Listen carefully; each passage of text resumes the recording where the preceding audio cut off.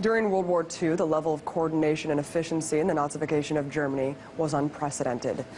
But the systematic extermination of people based on race and class may not have even been possible were it not for the many corporate interests that aided and abetted the Nazis during the war.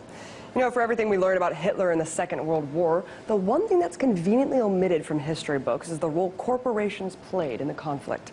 For example, the world-famous fashion designer Hugo Boss, who we can now all thank for the terrifying and now infamous black uniforms worn by the German SS and the brown shirts worn by the Hitler Youth, as well as an entire fashion collection for the Third Reich. Well, being a Nazi Party member himself, Hugo Boss benefited greatly from the cheap labor of concentration and POW camps to manufacture the uniforms. Then there's Siemens, the multinational engineering/electronics giant. See, during Hitler's rise in the 1930s, Siemens was used Nazi prisoner labor to build everything from railway infrastructure to communications and electrical power. In 2002, Siemens received international condemnation for its plans to trademark the name Zyklon for a line of home appliances that included gas ovens. Coincidentally, Zyklon is the same name as the deadly poison gas used to exterminate Jews at concentration camps. You might also recognize the company that actually manufactured the gas, Bayer. Next is IBM, or International Business Machines, While the tech giant is now a staple of America's digital industry, during World War II, IBM played an integral role in carrying out the Holocaust in Poland. Thousands of documents archived in 7 different countries have proven how this company knowingly worked hand in hand with the death machine. See, IBM produced punch cards for the Nazis, better known as Hollerith tabulators, which were the precursor to the IBM computer.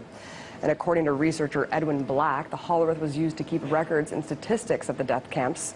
For example, calculating the rate of deaths per square kilometer of railway due to starvation.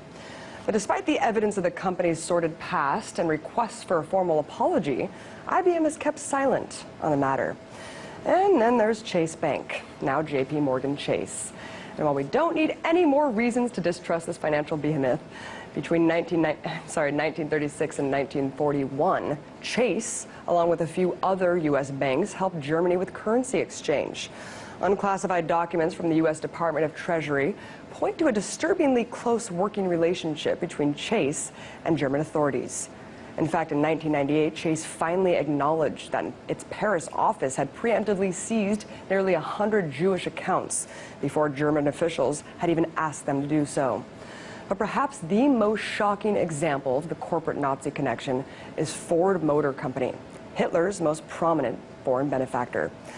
Yes, the legendary American entrepreneur Henry Ford was also a famous anti-Semite.